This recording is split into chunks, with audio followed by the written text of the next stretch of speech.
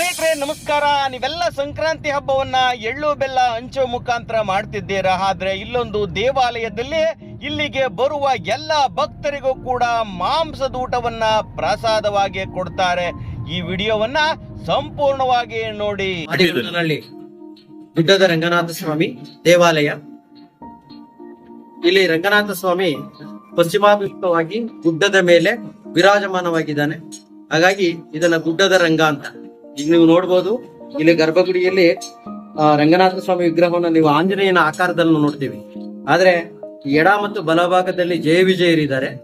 ಇದನ್ನ ಹಿಂದಿನಿಂದಲೂ ಗುಡ್ಡದ ರಂಗನಾಥ ಸ್ವಾಮಿ ಮತ್ತೆ ಈ ದಿನ ಅಂದ್ರೆ ನಾಳೆ ಮಕರ ಸಂಕ್ರಾಂತಿ ಉತ್ತರಾಯಣ ಕಾಲದ ಒಂದು ಪುಣ್ಯ ಪರ್ವಕಾಲದಲ್ಲಿ ನರಸಿಂಹನ ಒಂದು ಅವತಾರ ಇಲ್ಲಿ ಅವತಾರ ಮಾಡಿ ಅದಕ್ಕೆ ಒಂದು ನರಸಿಂಹನ ಪ್ರಭಾವಳಿಯೊಂದಿಗೆ ಒಂದು ಸುಂದರವಾದ ಪೂಜೆ ನಡೀತದೆ.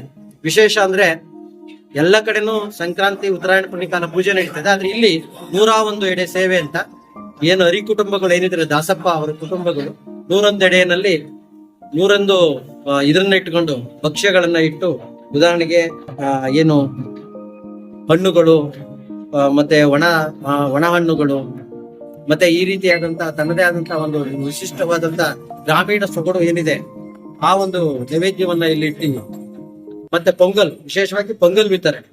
ಇನ್ನು ಈ ದಿನದ ವಿಶೇಷ ಸಂಕ್ರಾಂತಿ ಹಿಂದಿನ ದಿನ ನಮ್ಮ ಈ ಊರಿನಲ್ಲಿ 15 ದೇವಸ್ಥಾನ ಇದೆ. ಕೊಟ್ಟೋತ್ಸವ ಪ್ರಾರಂಭ ಆಗಿದೆ. ಜನವರಿ 3ರಿಂದಲೂ ಕೊಟ್ಟೋತ್ಸವ, ಪ್ರತಿನಿತ್ಯ ಒಂದೊಂದು ಉತ್ಸವ. ಕೊನೆಯ ದಿನ ಈಗಾಗಲೇ ಒಂದು ಕುದುರೆ ಉತ್ಸವ ಆಗ್ಬಿಟ್ಟು ಈಗ ನರಸಿಂಹ ಉತ್ಸವನ ಇಲ್ಲಿ ತಗೊಂಡ್ಬಂದಿದೆ. ಹಿಂದೆ ಕಲ್ಯಾಣಿಗೆ ಹೋಗಿ ಗಂಗಾ ಪೂಜೆ ಆಗಿದೆ. ಮತ್ತೆ ನರಸಿಂಹನ ಒಂದು ಸನ್ನಿಧಿ, ಅದಕ್ಕೋಸ್ಕರ ವಿಶೇಷವಾಗಿ ವರ್ಷದಲ್ಲಿ ಒಂದೇ ದಿನ ಇರೋದಕ್ಕೆ ಒಂದು ಮಂಟಪ ಇದೆ. ಅಲ್ಲಿ ಪೂಜೆ ಆಗಿ ಸ್ವಾಮಿ ಅಲ್ಲಿ ವಿಜಂಗೈದು ಪ್ರಸಾದವನ್ನ ಮೊಸರನ್ನು ನೈವೇದ್ಯ ಆಗಿದೆ. ಈಗ ಇಲ್ಲಿ ದೀಪ ಹಚ್ಚಿ, ದೊಡ್ಡ ದೀಪ ಹಚ್ಚಿ ಮಹಾಮಂಗಳಾರತಿ ಆಗ್ತದೆ. ಮತ್ತೆ ಇನ್ನೊಂದು ಈ ಹೊರಗೆ ಏನಾಗಿದೆ ಅದನ್ನ ಕೆಲವರು ಇಲ್ಲಿ ಅರಕೆನಲ್ಲಿ ಮೇಕೆಗಳನ್ನ ಬಿಟ್ಕೊಂಡಿರ್ತಾರೆ.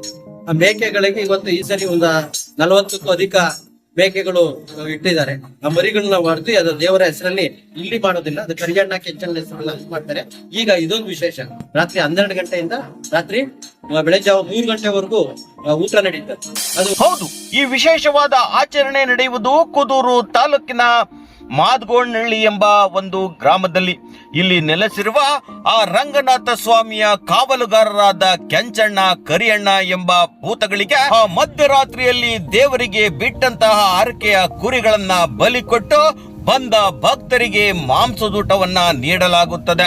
ಇಲ್ಲಿಗೆ ಬೆಂಗಳೂರು ಸೇರಿದಂತೆ ವಿವಿಧ ಜಿಲ್ಲೆಗಳಿಂದ ಸಾವಿರಾರು ಜನಗಳು ಬಂದು ಭಾಗವಹಿಸಿ ಮಾಂಸದೂಟವನ್ನ ಸ್ವೀಕಾರ ಮಾಡ್ತಾರೆ. ಈ ಬಗ್ಗೆ ಸ್ಥಳೀಯರು ಹಾಗೂ ಅರ್ಚಕರು ಏನ್ ಹೇಳ್ತಾ ಇದ್ದಾರೆ ಎಂಬುದನ್ನ ಕೇಳೋಣ.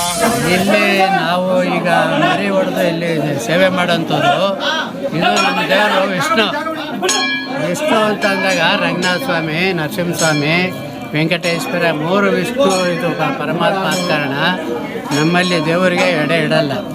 ಏನಪ್ಪ ಅಂದರೆ ಅವರ ದ್ವಾರಪಾಲಕರಿದ್ದಾರಲ್ಲ ಕರಿಯಣ್ಣ ಕೆಂಚಣ್ಣ, ಅವರಿಗೆ ಎಡೆ ಮಾಡ್ತಕ್ಕಂಥದ್ದು. ಇದು ಸುಮಾರು ವರ್ಷದಿಂದ, ಸಾವಿರಾರು ವರ್ಷದಿಂದಲೂ ಇದು ನಡೆದು ಬಂದಿದೆ. ಇದು ಭಾಳ ವಿಜೃಂಭಣೆಯಿಂದ ಇವತ್ತು ಕನಿಷ್ಠ ಅಂದ್ರೂ ಇವತ್ತು 2,000 ಜನ ಭಕ್ತಾದಿಗಳು ಇಲ್ಲಿ ಪ್ರಸಾದ ಮಾಡ್ತಾಯಿದ್ದಾರೆ. ಬೆಳಿಗ್ಗೆನೂ ಸಹ ಇನ್ನೂ ಹೆಚ್ಚಿಗೆ, ಬೆಳಗ್ಗೆ 3,000 4,000 ಜನ ಭಕ್ತಾದಿಗಳು ಸಹ ಬರ್ತಾಯಿದ್ದಾರೆ. ಅವ್ರಿಗೆಲ್ಲ ಇಲ್ಲಿ ಹೆಚ್ಚಿನ ರೀತಿಯಲ್ಲಿ ಪ್ರಸಾದನ ನಾವು ಮಾಡ್ತಾಯಿದ್ದೀವಿ. ಪ್ರತಿ ವರ್ಷವೂ, ಪ್ರತಿ ತಿಂಗಳು, ಪ್ರತಿ ವರ್ಷವೂ ಇಲ್ಲಿ ನಮ್ಮ ದೇವಸ್ಥಾನ ತುಂಬ ಒಂದು ಅಭಿವೃದ್ಧಿ ಕಾಣ್ತಾ ಇದೆ. ಅದೆಲ್ಲ ಭಕ್ತಾದಿಗಳು ಸಹಕಾರದಿಂದ ಬಂದಂಥ ಭಕ್ತಾದಿಗಳಿಗೆ ಇಲ್ಲಿ ತುಂಬ ಒಳ್ಳೆಯದಾಗ್ತಾ ಇದೆ. ಭಕ್ತಾದಿಗಳು ಪ್ರತಿ ವರ್ಷವೂ ಹೆಚ್ಚಿಗೆ ಆಗ್ತಾ ಇದ್ದಾರೆ. ಈಗಿನಕ್ಕಿಂತ ಹಿಂದೆಗಡೆ ಇನ್ನೂ ವಿಜೃಂಭಣೆಯಾಗಿ ನಡೆಯೋದು. ಈಗೆಲ್ಲ ಹೊಸದು ಬಂದು ನೂತನವಾಗಿ ಇದಾಗಿದೆ. ಮುಂಚೆ ಎಲ್ಲ ಗಂಗಾಪುನ ದಾರಿಯಾಗಿ ನಡೆಯೋದು, ಆ ರೀತಿ ಅದ್ದೂರಿಯಾಗಿ ನಡೆಯೋದು ಜಾತ್ರೆ. ಮುಂಚೆನೇ ಕರ್ಕೊಂಡ್ಬಂದು ಕಲ್ಯಾಣ ಇದರಲ್ಲಿ ಸ್ನಾನ ಮಾಡಿಸಿ ಭಕ್ತಾದಿಗಳೆಲ್ಲ ಶುಚಿತಿಥಿಯಿಂದ ಮಾಡೋದು. ಇನ್ನೂ ಚೆನ್ನಾಗಿ ನಡೀತಾ ಇದೆ. ಟ್ರಸ್ಟ್ ಆದಮೇಲೆ ಅಭಿವೃದ್ಧಿ ಡೆಕೋರೇಷನ್ ಎಲ್ಲ ಮಾಡಿ ಚೆನ್ನಾಗಿ ಮಾಡ್ತಾರೆ. ಇದು ಸರ್, ಇದು ಯಾರಿಗೂ ಆವಾಗಲಿಂದ ನಡೀತಾ ಇದೆ.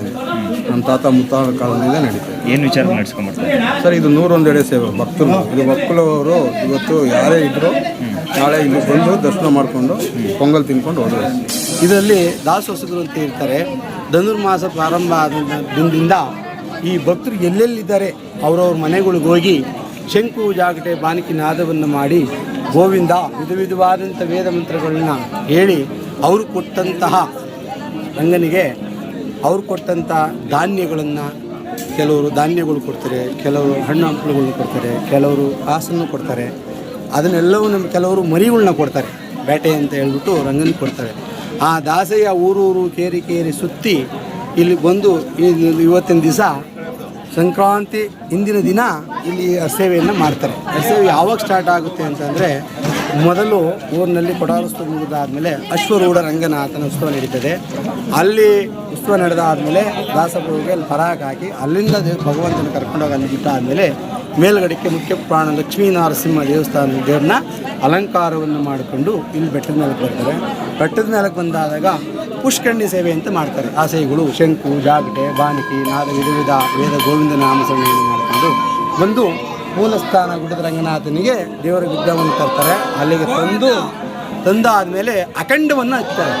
ಅಖಂಡ ಅಂತ ಉದ್ದೇಶ ಏನಂತಂದರೆ, ಅಖಂಡ ಜ್ಯೋತಿ ಉರಿದ ಮೇಲೆ ಸ್ಟಾರ್ಟ್ ಆದಮೇಲೆ ಆಮೇಲೆ ಇಲ್ಲಿನ ಹರಿಸೇವೆಯನ್ನು ಮಾಡಿರ್ತಕ್ಕಂಥ ಭಾಗದಲ್ಲಿ ಬಂದು ಜಯ ವಿಜಯರನ್ನ ಪ್ರತಿಷ್ಠಾಪನೆಯನ್ನು ಮಾಡಿರ್ತಾರೆ. ಅವರಿಗೆ ಮರಿ ಬಲಿ ಎಲ್ಲವನ್ನು ಪ್ರಧಾನವಾಗಿ ಕೊಟ್ಟಿರ್ತಾರೆ, ಮರಿ ಭಕ್ತರು ಕೊಟ್ಟಂಥದ್ದು. ಆಮೇಲೆ ಬಂದು ಇಲ್ಲಿ ಈ ಸಮಯಕ್ಕೆ ಬಂದು 12:30 1 ಗಂಟೆ ಸಮಯ ಆಗೋಗುತ್ತೆ. ಆ ಸಮಯದಲ್ಲೇ ಇಲ್ಲಿ ಈ ಜಯ ವಿಜಯರ ಸೇವೆ ಮುಗಿದಾದಮೇಲೆ ದಾಸಾಂದಾಸರಲ್ಲಿ ಮಾಡಿದಂಥ ಪಕ್ಷ ಭೋಜನವಾದಂಥ ವಿಧವಾದ ಭಕ್ತರಲ್ಲಿ ಬಂದು ಕೂತ್ಕೊಂಡಾಗ ಇಲ್ಲಿ ಜಯ ವಿಜಯರನ್ನ ಪ್ರತಿಷ್ಠಾಪನೆ ಮಾಡಿ ಪೂಜೆ ಪುರಸ್ಕಾರಗಳನ್ನು ಮುಗಿಸಿ ಆಮೇಲೆ ಇಲ್ಲಿ ಊಟವನ್ನು ಏರ್ಪಟ್ಟು ಇದು ಮಾಡ್ತಾರೆ.